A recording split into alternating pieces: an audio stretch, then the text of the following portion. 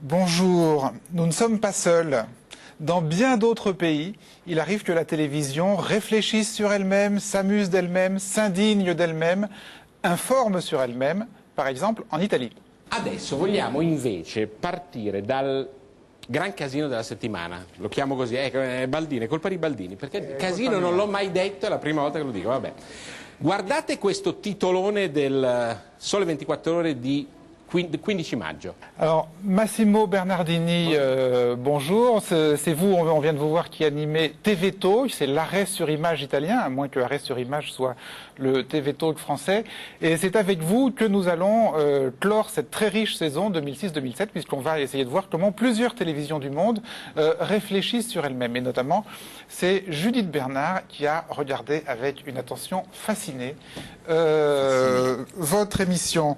Alors, l'Italie, il y a aussi en Israël une émission qui s'appelle Tic Tic Chorette et qui depuis 20 ans réfléchit sur la télévision israélienne. Yoav Toker, vous êtes journaliste israélien à Paris, c'est vous qui allez nous en parler. Et c'est David Abiker qui vous a regardé avec beaucoup de vigilance.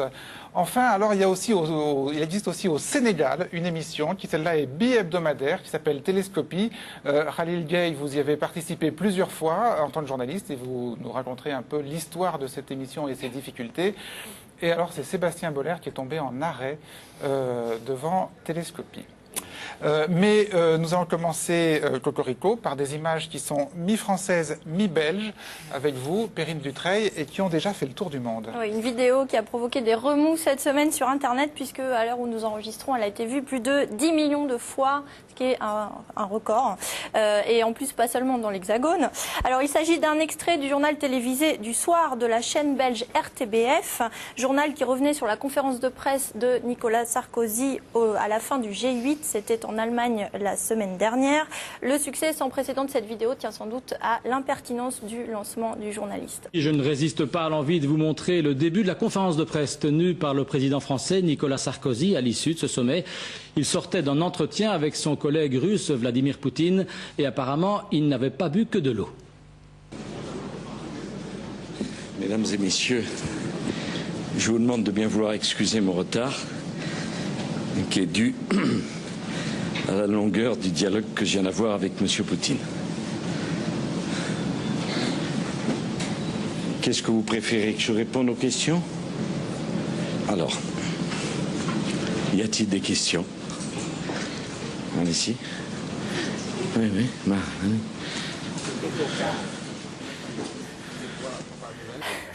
10 millions de visionnages sur Internet. C'est notamment ce lancement de notre confrère belge, il n'avait pas bu que de l'eau, qui a mis le feu aux poudres. Oui, et devant l'ampleur du scandale, le journaliste donc Éric Bévert a fait ses excuses auprès de l'ambassade de France. Il a d'ailleurs voulu joindre, il m'a expliqué directement l'Élysée, mais à l'ambassade on lui a répondu, je cite, qu'on ferait suivre. Alors pour autant, Éric Bévert m'a dit ne pas du tout regretter d'avoir diffusé cet extrait. Sur son lancement, il m'explique qu'il se voulait, je cite, malicieux mais pas dénigrant. Mais il reconnaît quand même qu'il n'aurait pas dû donner son avis sur l'état du président, même s'il reste persuadé, encore aujourd'hui m'a-t-il dit, que Nicolas Sarkozy était bien, je cite, pompette. Merci pour la citation et sa précision. Beaucoup de spectateurs donc sur Internet, mais en France, sur les grandes chaînes françaises, quelle diffusion pour ce début de conférence de presse un peu bousculé? Alors, aucun JT des grandes chaînes ne l'a passé, mais plusieurs émissions, notamment sur Canal+, ou aussi sur France 2 chez Laurent Ruquier, ont diffusé cette séquence. Alors, reste évidemment la question de fond, Perrine, à laquelle vous n'allez pas couper. Nicolas Sarkozy était-il ivre au moment de cette conférence de presse? Alors, je me suis contentée d'appeler plusieurs journalistes présents à cette conférence de presse, dont la plupart d'ailleurs suivent Sarkozy depuis de longs mois. Ils m'ont tous dit la même chose. Ils n'ont absolument rien remarqué sur le moment. Alors, certes, le président est arrivé très en retard et très essoufflé. Il faisait particulièrement chaud dans cette salle où 200 journalistes attendaient depuis une demi-heure. Et troisième chose, Nicolas Sarkozy est connu pour avoir beaucoup de tics. public.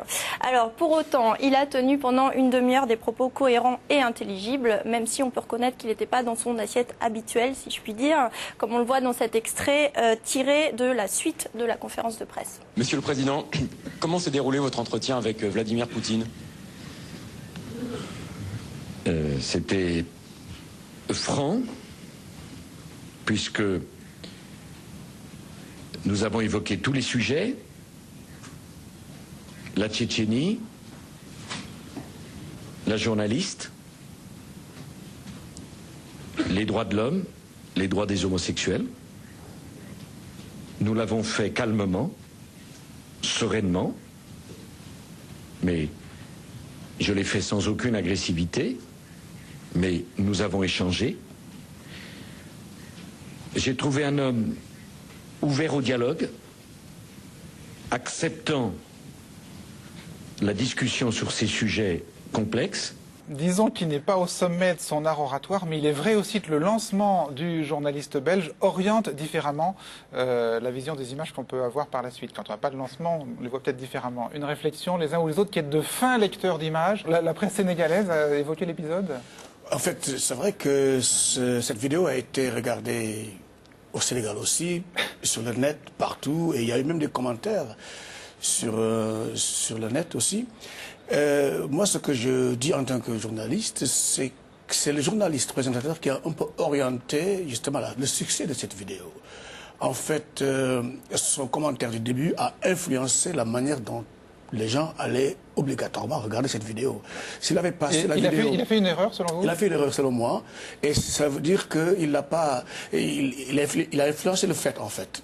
Alors, les émissions de critique des médias maintenant à travers le monde, avec vous, Yulia Kapustina, en commençant par une émission qui n'est pas représentée autour de ce plateau, une émission américaine. Oui, il y a d'autres émissions qui sont d'ailleurs plus anciennes que la nôtre. Par exemple, aux États-Unis, il y a une émission de référence sur CNN qui a été créée en 92, après une réflexion de la chaîne sur la couverture médiatique de la guerre du Golfe. Alors, je vais vous dire le nom de l'émission en français, puisque mon anglais est franchement pas terrible.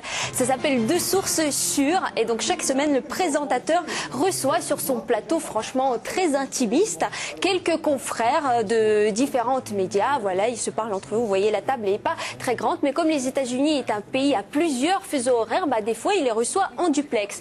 Évidemment, il est présent en début d'émission, mais en plus, à la gauche de votre écran, vous voyez, il y a un petit CV qui apparaît, qui permet de retracer le parcours de chaque personne qui parle, et donc on sait d'où elle parle exactement. On parle de plusieurs thèmes dans l'émission. Là, ce jour-ci, il était question des débats démocrates sur CNN, et en même temps, on a également parlé de l'histoire d'une blonde très riche, c'est Paris Hilton, qui a véritablement scotché les télévisions américaines et qui était condamnée à 45 jours de prison pour avoir roulé avec un permis suspendu pour conduite en état d'ivresse.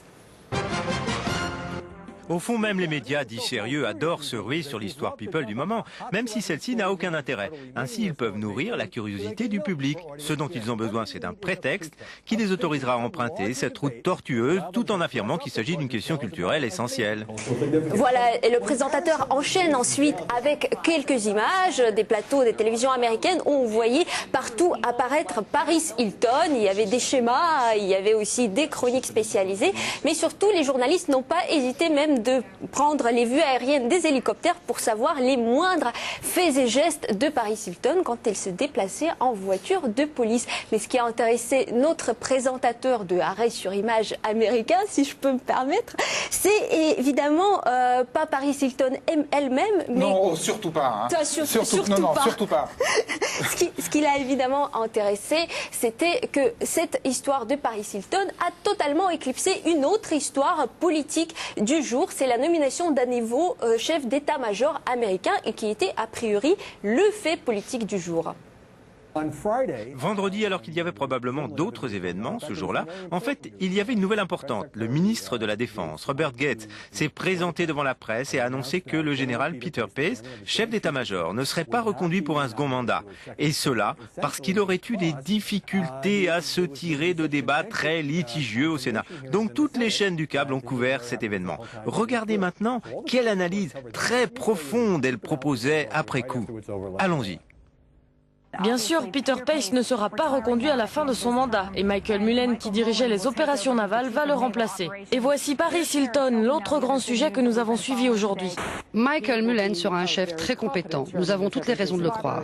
Barbara, merci. Nous en reparlons dans nos prochains flashs. Nous avons des images en direct de Californie. Paris Hilton, dont tout le monde parle. Oui, regardons ces images en direct. Jennifer Griffin au Pentagone a des nouvelles importantes du chef d'état-major et de son vice-président. Nous allons garder un œil sur cette histoire. Mais retournons pour quelque temps au pénitencier avec des images de la chaîne KCBS. Vous rigoliez quand on regardait ces images, mais l'histoire de Peter Pace, c'est énorme, non? Et pourtant, on revient à Paris Hilton. Après le 11 septembre, nous avons tous dit que les médias entraient dans une ère nouvelle, qu'on ne couvrirait plus les écervelés comme Paris Hilton, que les médias ne seraient plus obsédés par ces gens. Et clairement, les chaînes du câble, du moins, ont oublié ce principe, et c'est dommage. Alors, je pense qu'en Italie aussi, les médias ont pas mal parlé de l'affaire Paris Hilton, j'imagine. Non, non, oui, on a parlé parce que Paris Hilton c'était protagoniste d'une spot télévisé aussi, de téléphone. Non, mais les médias en ont beaucoup parlé, et vous, qui êtes une émission de critique des médias, vous en avez parlé aussi, donc? Non. Non. Nous avons décidé de ne parler pas. Pourquoi? Pourquoi? Je ne crois pas que c'est une affaire des télévisions. C'est une affaire des chroniques, pas des télévisions, pour moi. Bah, oui, mais enfin là, on voit que les chaînes américaines en ont beaucoup parlé. Non, je vous pose la question parce que nous, souvent, ici, on se pose la question sur ce genre d'affaires qui n'ont aucun intérêt, mais qui sont des pièges à médias, parce que tous les médias en parlent. Donc, nous, comme notre rôle ici est de relire avec les téléspectateurs les images qu'ils ont vues, on se dit, est-ce qu'il faut qu'on en... Il y a une différence entre un thème qui c'est des télévisions, qui va entrer dans le problème de comment la télévision va changer la réalité.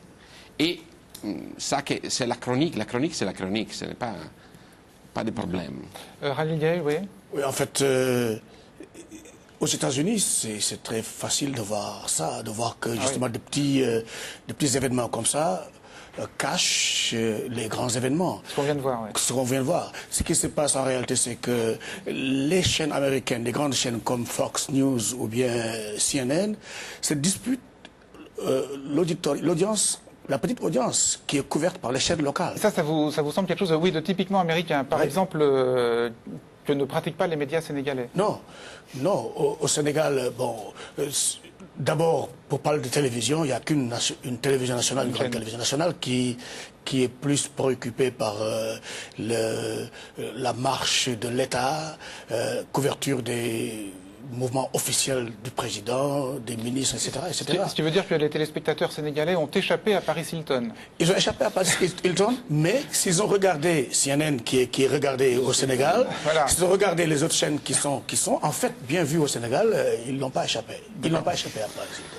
D'accord. Alors, on va commencer maintenant à passer en revue les émissions autour de ce plateau, en commençant peut-être par celle qui est la doyenne, une émission israélienne donc, qui s'appelle Yulia Tik-Tik Shoret. Oui, et c'est une émission hebdomadaire. Donc, le Tik-Tik Shoret, ça veut dire le dossier de communication.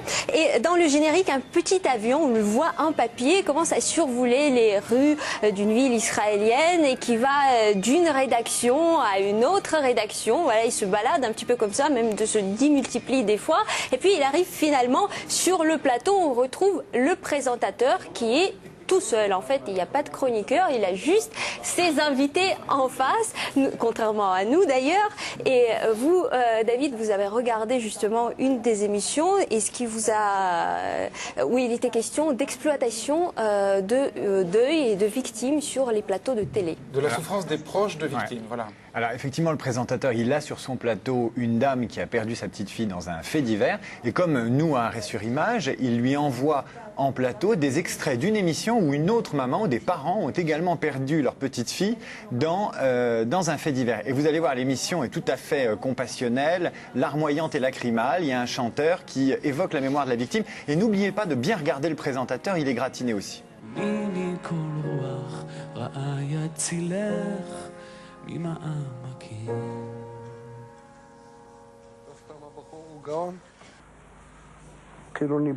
La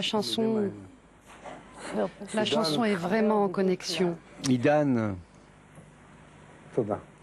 merci. Merci à vous d'être venu.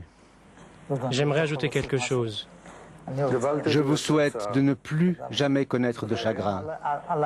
Tout ce que je pourrais ajouter serait superflu pour le moment. La chanson, et vous, vous avez tout dit.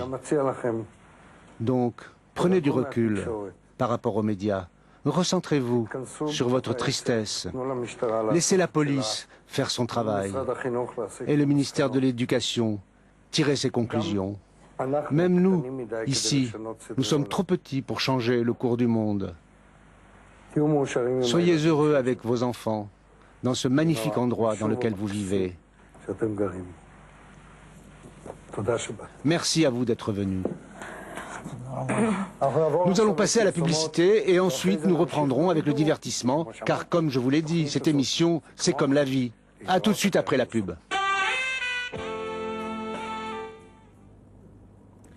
Bonjour Sarah Sapir. Bonjour. Maman de Mayan, assassinée il y a 1 an et demi. Vous avez vu cet entretien. Que pensez-vous de ce traitement délicat? Délicat entre guillemets, vous voulez dire. Ce que j'ai ressenti à ce moment précis devant mon écran, d'abord j'ai eu honte. J'ai eu honte pour la famille, honte pour l'émission, honte aussi pour nous, pour notre société. Alors, que proposez-vous? Est-ce que les médias doivent nous protéger? Doivent-ils nous modérer? J'attends de la part du journaliste en face de moi et devant lequel je me dévoile sans protection qu'il se mette à ma place pendant un instant et se demande comment moi j'aurais réagi à ce moment. Est-ce que tout ce qui m'est dit doit vraiment être publié?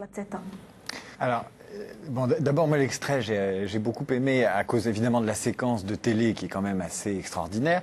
Mais derrière ça, nous, les téléspectateurs français, on n'est pas habitués à voir les Israéliens avec leur télé, leur société et d'autres morts que ceux de la guerre qui les oppose dans les territoires occupés. Donc là, c'était la première surprise. La deuxième surprise, c'est qu'en fait, j'ai l'impression que les victimes médiatiques des Israéliens sont très en avance sur les nôtres. C'est-à-dire que cette dame, elle préfigure la victime médiatique du prochain siècle. C'est-à-dire qu'elle veut la médiatisation de sa peine, mais elle ne veut pas être victime de son excessive médiatisation. Donc elle demande aux journalistes de faire à la fois médiateur, voyeuriste, mais en même temps assistant psychologue et aussi coach télévisuel pour éviter qu'elle ne soit pas traînée dans justement le voyeurisme qu'elle vient de dénoncer et pour lequel...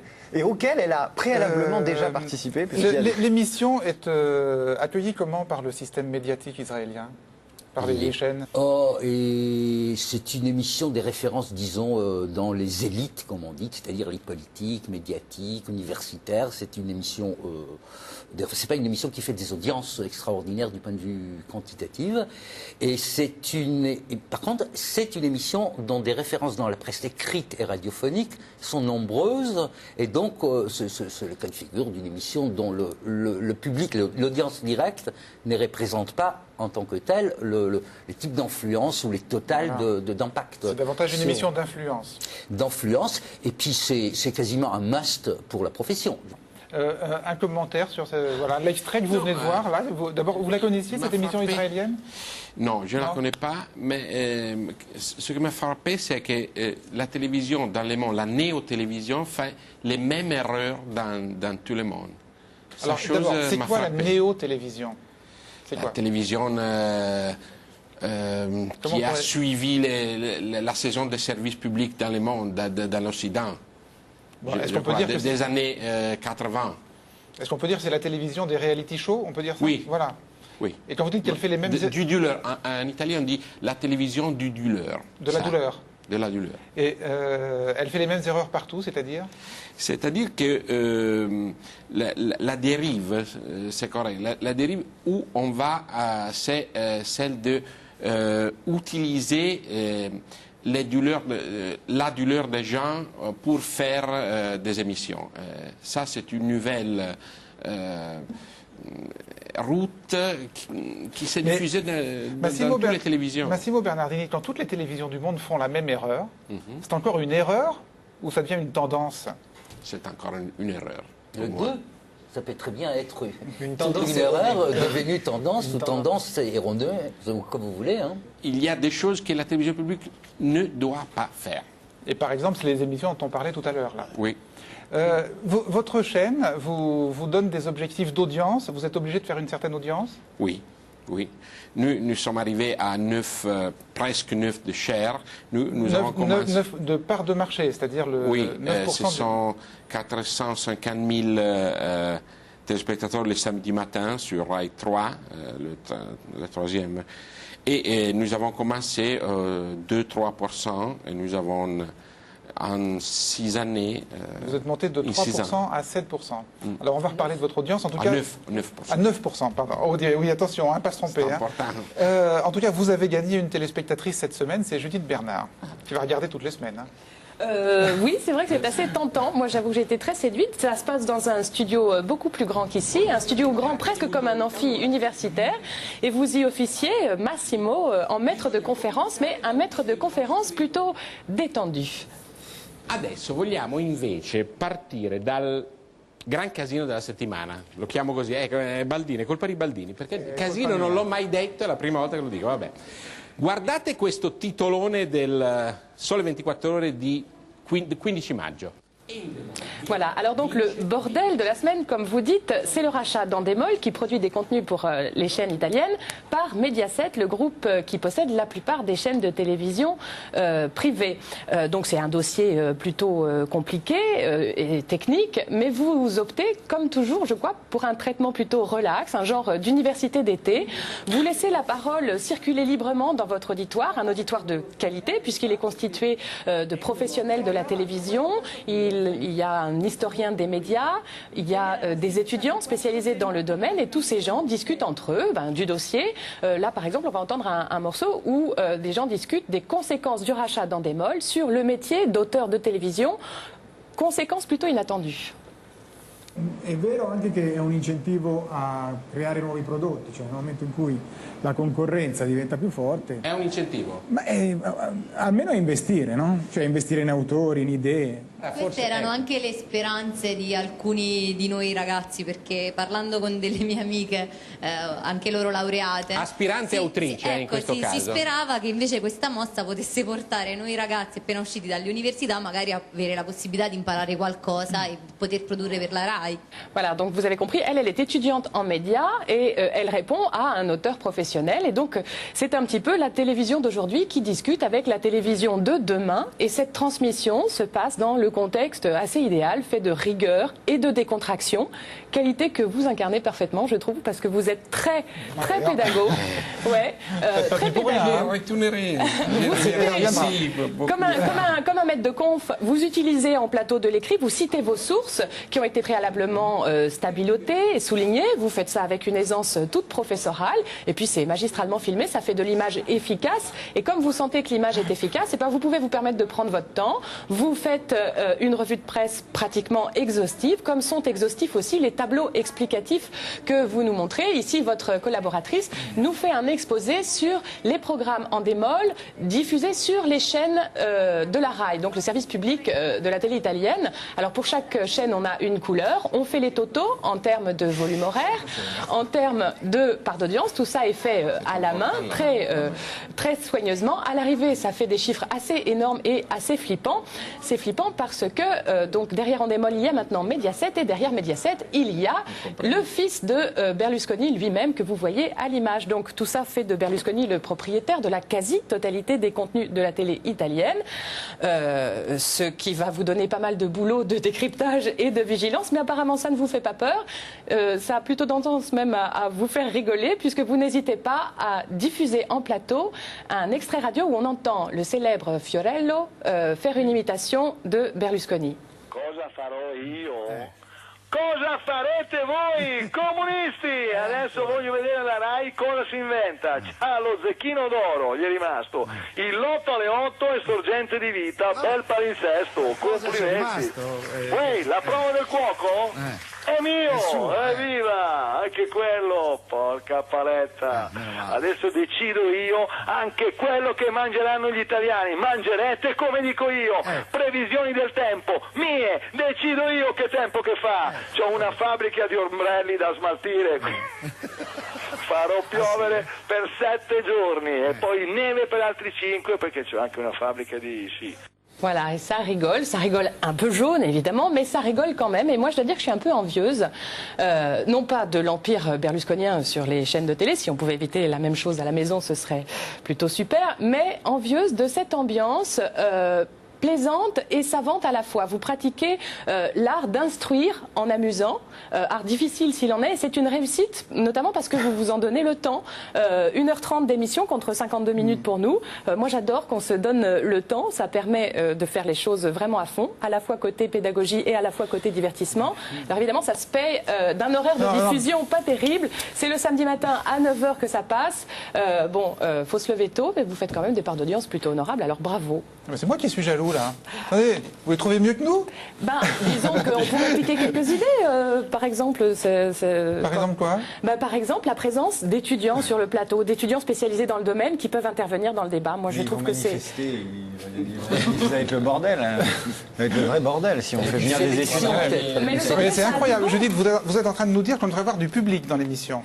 Du public. En l'occurrence, c'est un auditoire qui est invité à participer à un débat élargi. C'est pas exactement le public qui est là pour applaudir bêtement. Ils applaudissent aussi, hein. Ils applaudissent au début, au moment de la présentation. Ils applaudissent au début, c'est tout. Après, ils participent, le micro circule et chacun peut intervenir très spontanément avec des interventions pertinentes. Alors, par exemple, tiens, les applaudissements, ils applaudissent quand on présente les invités. Ça, c'est une petite concession au spectacle, non? Là, vous faites un peu du spectacle, là. Mais oui, parce que les protagonistes de cette émission, ce sont les garçons. Ce ne sont pas les étudiants. Et les filles? Oui, oui. Et les filles? Oui. Les garçons et les filles. Vous êtes coupable de mon français. Absolument. Oui, c'est-à-dire que vous dites que ce sont les protagonistes. Oui, parce que le public s'est attiré des jeunes. Ce sont les jeunes qui font... C'est-à-dire quand ils sont bons, il y a de l'audience. C'est vivant. Et quand ils ne sont pas bons, l'audience baisse. Oui. C'est eux. Vous existez depuis quand, Massimo? 6 ans. 6 ans. Oui. Donc vous avez commencé sous Berlusconi. Berlusconi était Premier ministre. Oui. Comment ça s'est passé avec Berlusconi? Oh oui. Pas plus. Il y a 6 ans, il était... Non, il y a 6 ans, il était Premier ministre. Si vous le disiez. Attendez, vous en rappelez, c'est pas si loin quand même. Comment ça s'est passé avec lui? Il est arrivé que votre émission critique... Alors attendez, est-ce qu'il est arrivé que votre émission critique ses médias, critique les médias de Mediaset, ou critique son action? Mais le problème, c'est que, vous savez, la différence de Berlusconi, c'est un homme des médias total. C'est un inventeur de télévision, c'est un homme télévisé, lui-même, non? Et ça change tout. Nous ne faisons pas de conclusions. Nous offrons aux téléspectateurs une analyse. Mais est-ce qu'il est arrivé que votre analyse soit défavorable à Berlusconi? À la fois Berlusconi, patron de médias, et Berlusconi au produit. Ce n'est pas notre terrain. Le problème, c'est la télévision, pas les candidats. Oui, mais la particularité de la situation de Berlusconi, c'était que les premiers ministres, avec son pouvoir politique, avaient un pouvoir tel, sur non seulement à la télévision, mais les maisons d'édition, les médias. Tout le monde, on est scandalisé de cette particularité, non? Berlusconi, télévision, est aussi politique. Mais les Italiennes continuent à choisir Berlusconi. Non, mais c'est clair. Laissez-vous en paix. Ça, c'est la réalité. C'est parfaitement clair. On change de continent et on va s'intéresser à l'émission sénégalaise Télescopie.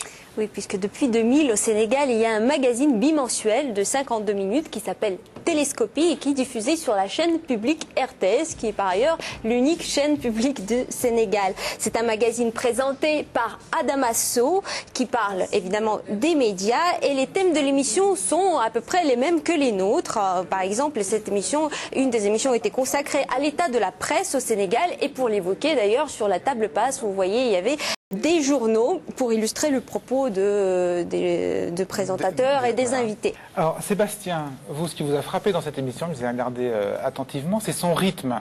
Le rythme de la parole et le rythme des images qui effectivement voilà, va nous changer beaucoup de tout ce qu'on vient de voir depuis le début de l'émission. Ouais, et moi j'avais vu par exemple une émission qui a été diffusée le 23 mai dernier, et c'était quelques mois après l'élection présidentielle au Sénégal, et je vous laisse découvrir de quoi ça traitait. Aujourd'hui on va parler de la communication politique, communication et marketing politique.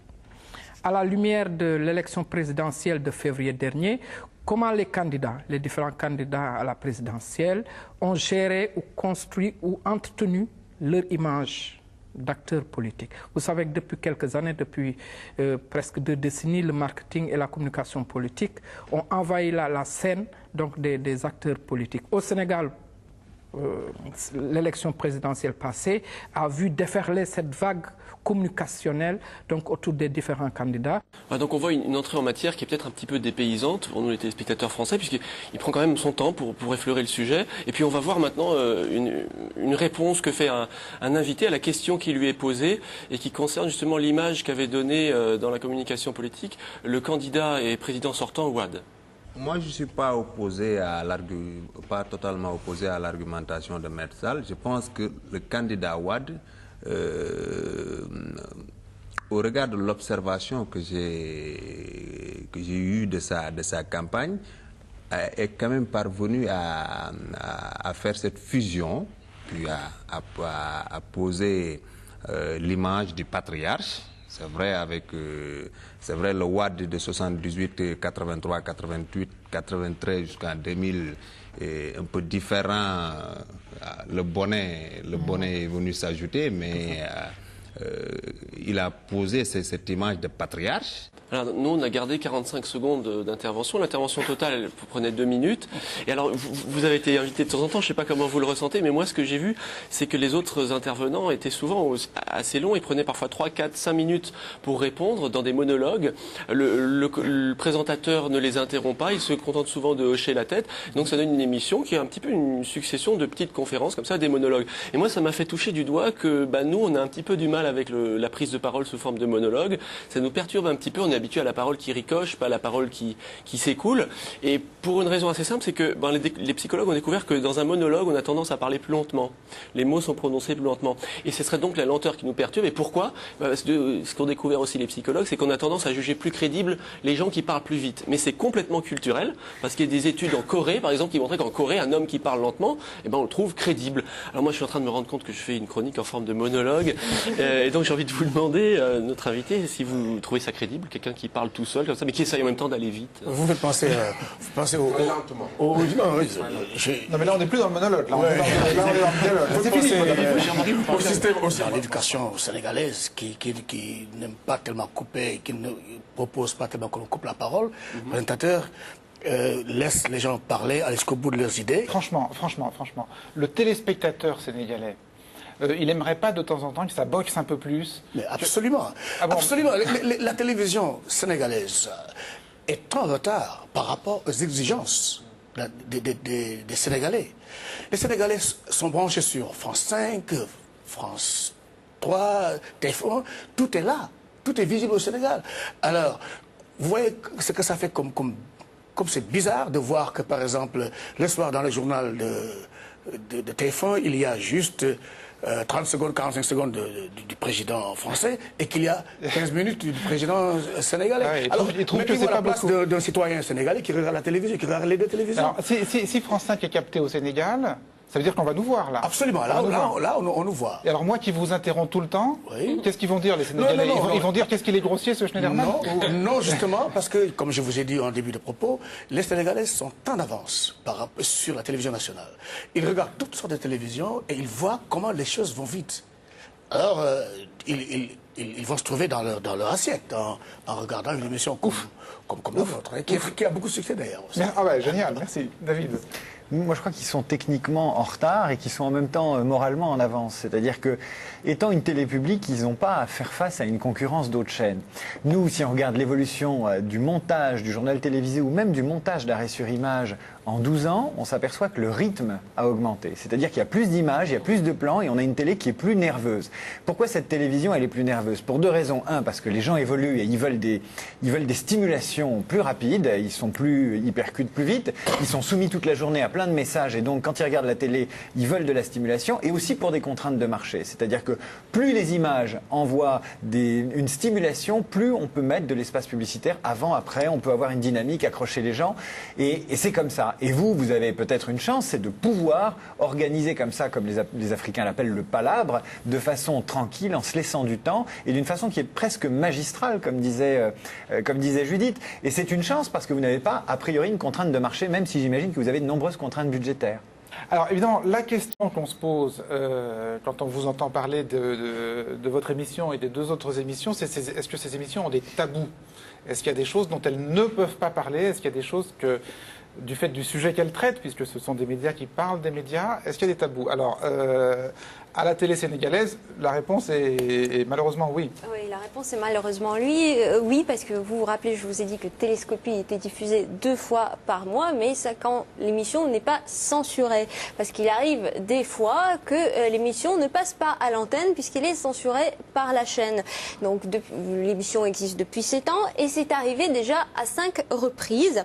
Et à 2 reprises, d'ailleurs, c'est arrivé à cause de ce monsieur. Je vous propose de le voir sur le plateau. Il s'appelle Latif Coulibaly, qui représente le groupe de presse Sud au Sénégal et qui est surtout connu pour avoir écrit un pamphlet sur le président Wade et ensuite publié des livres dessus, ce qui lui a valu une interdiction de plateau de télévision totale. Alors la première fois, la censure venait de sa présence sur le plateau, mais la deuxième fois, on a juste évacué le nom de son groupe de presse. Et alors là, pareil, censuré. Et là, pareil, censuré, et l'émission s'est même arrêtée pour 5 mois d'affilée. Ah oui, 5 mois de suspension. C'est pas surprenant.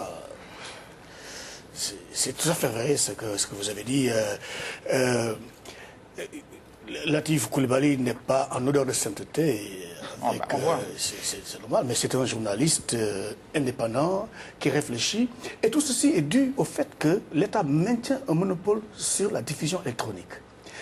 On a dit tout de suite, il y a un instant, que le Sénégal, je le dirais, fait partie quand même du monde médiatisé. Même si le monde médiatisé se passe très souvent en Occident. Le fait de censurer un livre, on censure encore des livres au Sénégal. Un livre ou une émission, ça contribue à braquer davantage l'audience. N'est-ce pas, les téléspectateurs qui voudraient connaître, parce que le fait de s'informer, c'est rien du tout. Mais 5 mois de suspension, quand même, c'est long, 5 mois de... Puis ça, c'est visible, c'est voyant. C'est la télévision nationale, elle c'est voyant. Mais je ne sais pas, moi, il n'y a pas eu des campagnes, des téléspectateurs ou de la presse pour demander le rétablissement de l'émission? Non, il n'y a pas eu de campagne. À mon avis, moi, j'en ai parlé un peu avec Adama Sow, mais il n'a pas... Il a laissé faire. Non, mais lui, d'accord, non, mais les téléspectateurs... Qu'est-ce que vous voulez? Les téléspectateurs n'ont pas bougé parce que tout simplement, de plus en plus, les Sénégalais se détournent de la télévision nationale. C'est vrai.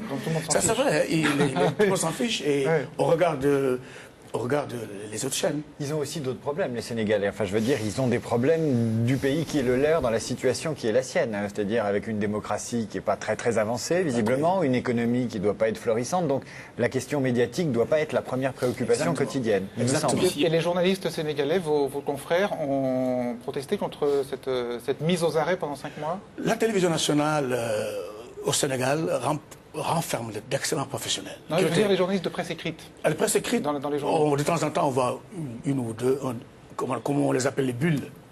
Une de bulles dans un journal qui dit, ouais, telle émission a été bloquée pendant certaines... a été bloquée, censurée, mais c'est une bulle. Voilà, la bulle. Voilà.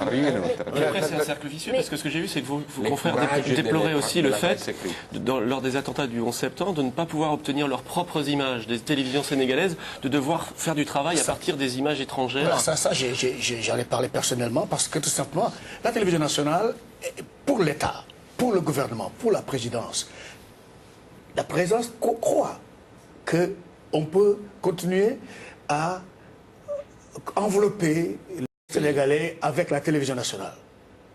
Alors que ce n'est pas le cas.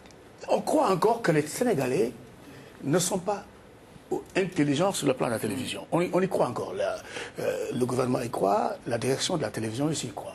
Juste un mot, ce que vous dites là à l'instant, qui est quand même très dur pour le régime sénégalais, pour les médias sénégalais, vous pourriez le dire sur le plateau de cette émission Télescopie. Oui. Vous ne seriez pas censuré là.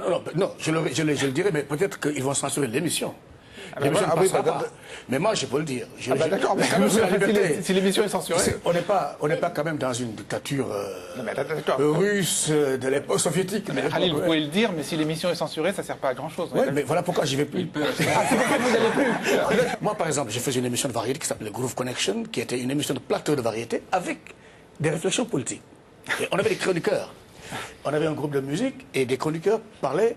Par exemple, on disait, bon, nous sommes quel jour aujourd'hui? Aujourd'hui, on est le 19 mars, c'est l'anniversaire du président, l'anniversaire de l'alternance.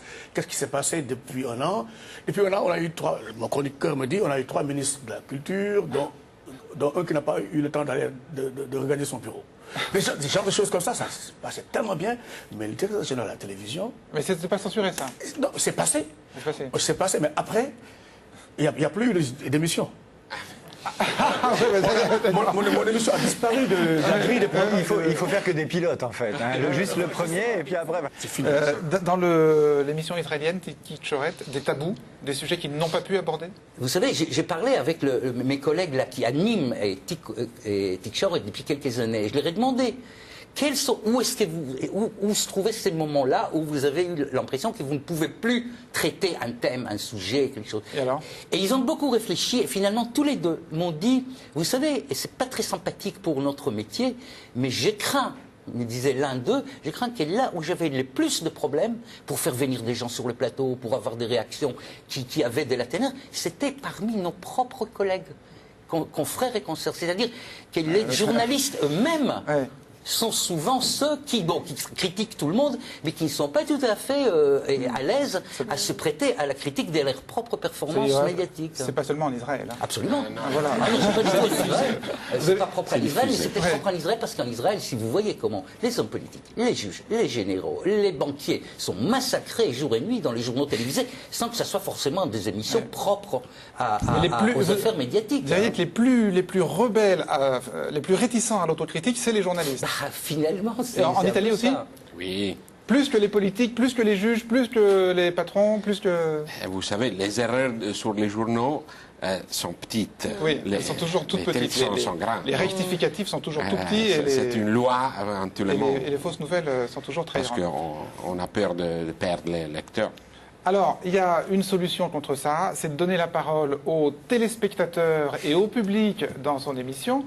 Alors, nous, ici, on a un rite, c'est qu'une fois par mois, la dernière émission du mois, nous avons une foromancière. Donc, c'est la personne qui s'occupe du forum Internet de l'émission. Mais vous l'avez aussi, j'ai découvert ça en vous regardant. Alors, on va d'abord regarder la vôtre. Elle s'appelle Cynthia. Noi abbiamo chiesto, mi pare Cinzia, al nostro sito una cosa precisa, cioè abbiamo chiesto perché non se ne parla, perché non fa più notizie, perché non se ne parla più. I nostri telespettatori sono contenti finalmente che non se ne parli più. E tra i motivi, intanto la regia manderà le immagini del nostro sito, per chi non lo conoscesse lo mandiamo in onda. Per esempio ci dicono, allora GF è buona la prima, cioè ci sarebbero dei problemi sia legati ai protagonisti, al pubblico che agli editori. Dal punto di vista dei protagonisti appunto hanno stancato perché appunto non sono più ignare cavie ma spesso consumate parodie di attori da soap, quindi siamo passati al trash. Il pubblico per esempio ci dice Deda, ci dice che ormai ha raggiunto un livello talmente basso che appunto siamo finiti come dire, ad aver creato uno zoccolo duro per cui lo guarderebbe solo chi è attratto da questo trash becero. Del resto aggiungono, e qui è Domopac, uno dei nostri fedelissimi. Domopac. Sì, questo è il suo nickname. Insomma, un po' la sua credibilità con un nickname così. Forse si perde, non però si offenda, è Domopac, però. È un assiduo telespettatore di TV Talk. Notre Cynthia à nous, voilà, Chloé. Il y a une ressemblance, hein? Je sais pas. Ah si, il doit y avoir un... Doit y avoir un physique c'est quelqu'un un peu canonique du des... Sud. Hein? Les forancières sont peut-être toujours un peu du Sud. C'est voilà, possible, c'est un hasard. Hein? Oui, il y a pas de... les chevaux noirs. Oui, voilà, l'arrêt, le jeu de Chloé sont plus courts. Hein? Oui, voilà. nettement. Bon, alors, votre bilan de l'année. Alors, moi, mon bilan de l'année, donc en fait, moi, ça fait 2 ans que je tiens le forum. En 2 ans de forum, on a eu quand même 298 000 messages, ce qui montre quand même que c'est un forum très suivi. Et en fait, ce que j'ai découvert quand même au terme de ces 2 ans, et surtout de l'année qui vient de s'écouler, où là, on a eu encore plus de monde, c'est qu'en fait, l'internaute et le téléspectateur, c'est pas vraiment la même chose. Eh oui, c'est pas vraiment la même chose. Très concrètement, sur le forum n'est jamais à l'image des audiences des émissions. Jamais. Par exemple, l'émission qui a été la plus suivie par les téléspectateurs cette année, c'est Vie privée des politiques, la fin du tabou. Et sur le forum, c'est une des émissions qui a le moins marché, entre guillemets. C'est une émission, on avait parlé de Cécilia Sarkozy, du livre sur le couple royal Hollande. Tout à fait. Et là, moi, j'ai eu moins de postes que la moyenne, en fait. Et oui, on en a eu 450, on a une moyenne de 670 à peu près par émission. Et là, c'est toujours comme ça, en fait. C'est très, très fréquent. Et du coup, c'est très compliqué pour moi de revenir avec la parole du téléspectateur sur le plateau, dans la mesure où elle finit par être un peu étrange. Surtout que les revendications sont assez ambivalentes, en fait, de la part des internautes. Par exemple, cette année, j'ai souvent entendu sur le forum, l'année dernière aussi, on veut plus de télé étrangère, les images sur les télé étrangères, c'est super important. Bon, résultat, le 17 mai, vous faites un arrêt sur image télépolitique et ailleurs, et j'ai jamais eu aussi peu de postes. Voilà, par exemple. Mais Chloé, c'est une ambivalence entre l'internaute et le téléspectateur, ou c'est une ambivalence du téléspectateur lui-même qui, quand on l'interroge, dit « Ah oui, c'est super intéressant les débats sur les médias étrangers, mais enfin, quand on fait Paris Hilton, on a quand même 3 ou 4 fois plus d'audience. » C'est toujours pareil, c'est un petit peu comme quand l'année dernière vous aviez fait l'émission sur Super Nanny, nos téléspectateurs très fidèles et les forumers habitués avaient tous crié « Mon Dieu, le télécoaching, on a autre chose à faire ». Et en même temps, c'était une des audiences... On a pété l'audience. Hein. Voilà. Et en fait, pour finir sur cette ambivalence-là, par exemple, pour le télépolitique et ailleurs, il y a même un internaute qui nous a ouvert un fil pour dire, avant de regarder ce qui se passe ailleurs, il serait judicieux de regarder ce qui se passe en France. Le même avait participé avant... Non, mais ça, c'est autre chose. avant... Ça, c'est que le forum secrète la contradiction. Dès qu'il y a un forum, il y a de la contradiction. Dès que quelqu'un dit blanc, très grosse quantité, oui. Dès que quelqu'un dit blanc, quelqu'un dit noir. Oui, il y a une sociologie différente aussi. La sociologie des gens qui s'expriment sur Internet, qui vont déposer des messages polémiques ou contestataires, c'est pas la sociologie du ventre mou, si j'ose dire, de tous nos téléspectateurs. Et puis en plus, les insatisfaits s'expriment souvent 17 fois plus. Des études marketing l'ont montré que les satisfaits. Pas 18, hein. Pas 17 fois. Mais c'est le chiffre qu'on m'a enseigné à l'école. 17 fois plus que les satisfaits. Donc on peut imaginer que souvent les émissions qui marchent satisfont beaucoup de monde et il n'y a pas grand-chose à dire, mais celles qui les frustrent ou qui les privent des sujets qu'ils aiment, eh bien, ils viennent le dire. Il y en a plein tout le temps. Alors, Chloé, suite du bilan. Alors, la suite du bilan, c'est que on a aussi une espèce d'hydra de tête, comme ça, tout le temps, parce que c'est une année très politique, et donc, du coup, évidemment, et sur la sensibilité, disons, du téléspectateur internaute par rapport aux chroniqueurs aussi. Pour Judith, Judith, c'est une bobo parisienne de gauche, donneuse de leçons, sûre de sa moralité, pétrie de suffisance et d'arrogance. Pour d'autres, je cite, Judith Bernard, c'est une Louise Michel, une Madame de Staël, une Madame de Sévigné, une Sansévérina, une Angélique Marquise des Anges, une Passionnariat, et j'en passe. Oui, il y a vraiment les deux. David, c'est pareil, on a vraiment toujours les deux extrêmes. Il est perçu par certains comme un droitiste cynique qui roule en 4x4, passant son temps à, je cite, d'évaluer les enjeux, prétendre que le monde entier est constitué de veaux, vautrés sur leur canapé plein cuir comme lui, et nous rendre le résultat de ses analyses avec des airs satisfaits et pleins de vide. Pour d'autres, c'est un homme charmant, nécessaire, plein d'humour, un souffle d'air pur et d'intelligence dans l'émission. Un souffle, c'est pas un soufre. J'ai dit un soufre. Non, on peut lui accorder qu'il est un souffle d'air pur. Et d'intelligence. Donc voilà, on a vraiment toujours eu ça. Pour Sébastien, c'est un petit peu différent parce que c'est moins sur la personnalité, c'est plus sur le fait que pour certaines personnes, et donc une partie du forum, les neurosciences, ce ne serait que pur charlatanisme. Et pour d'autres, évidemment, c'est hyper nécessaire d'avoir un spécialiste du temps de cerveau disponible sur le plateau. Par contre, personne n'est content sur une chose, c'est que les sources n'ont jamais été ou très peu citées sur le forum. Et ça, les internautes ne sont pas contents. Je ne sais pas trop quel bilan en tirer. Je pense que le téléspectateur d'Arrêt sur image, j'arrive bien à voir le profil. On voit bien que c'est quelqu'un qui cherche des clés de lecture, qui cherche des décryptages, des analyses, un certain type d'informations. L'internaute, comme il a une démarche active, lui, il a besoin de proposer ses clés à lui, parfois même de les imposer. C'est pour ça que ça s'engueule. Et de voir circuler ces informations. Et par contre, ce qui est sûr, c'est que l'effet de masse sur ce forum qui, quand je l'ai pris il y a 2 ans, était quand même un peu moins fréquenté, était plus... Enfin, il y avait beaucoup d'habitués, c'est que petit à petit, l'analyse, la vraie analyse et le décryptage de l'émission elle-même, bah, ça s'est un peu estompé, ou ça a été noyé dans la masse, au profit plutôt de commentaires et beaucoup de discussions sur les sujets qui étaient abordés. Oui, question. Vous proposez, vous, dans l'émission, le thème de discussion ou dans les... Non, web? non, moi en fait ce que j'ai fait c'est que je leur demande régulièrement ce qu'ils ont pensé de la dernière si jamais j'ai pas assez de réactions spontanées, mais en fait c'est plutôt eux qui font et après je remonte. Voilà. Bah, vous le proposez dans les web ou dans l'émission? Ah non, moi je suis dans le web toute la journée, je viens une fois par mois pour dire voilà, ce mois-ci ils sont pas contents. Pour nous, c'est du important de les proposer dans la télévision et puis le double. Oui, c'est ce que j'avais cru comprendre. De lancer le débat sur le plateau et puis ensuite ils viennent répondre. Et on... Mais je crois que nous qui faisons télévision en Italie, nous n'avons pas encore décidé d'utiliser bien le web. Parce qu'on a encore le problème que c'est une concurrence entre web et télévision. Et pour l'année prochaine, moi, j'ai décidé de donner beaucoup d'espace à ça. Parce que le futur, c'est ça et c'est important. Mais justement, pour l'année prochaine, que ce soit les téléspectateurs ou les internautes, en fait, voilà, j'ai la question, la question claire, quoi. C'est qu'est-ce qui se passe avec Arrêt sur image? Est-ce qu'on le retrouve à la rentrée ou pas, quoi? Voilà. Je suis très embêté pour vous répondre parce que pour la première fois depuis la création de l'émission, je ne sais pas. Du tout. Je ne sais pas. Ah bah non, pas du tout. Non, pas du tout. Puisqu'on est là pour faire de la transparence, on va la faire totalement. Depuis la création de l'émission, la chaîne, la 5e, puis France 5, nous avez toujours dit avant la dernière, voilà, vous revenez l'année prochaine. Nous sommes avec vous. C'est gentil, mais attendez, on n'est pas encore. Votre parti. On n'a pas encore disparu. Mais cette année, pour la première fois, là, on est en train de tourner la dernière. On est dans les dernières minutes de la dernière émission.